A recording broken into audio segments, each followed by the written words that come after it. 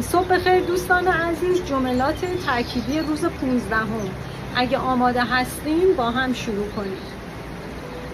من امروز قدرت نه گفتن رو دارم. من به روابط ناسالمی که انرژی و عزت نفسم رو تخریب میکنه نه میگم. من افکار آسیب زننده رو از ذهنم رد میکنم و عشق به خود و مثبت اندیشی رو پرورش میدم. من به نیازهای بدنم احترام میذارم و به عادات غذایی ناسالم که به سلامت من ضرر میزنن نه میگم. آمین.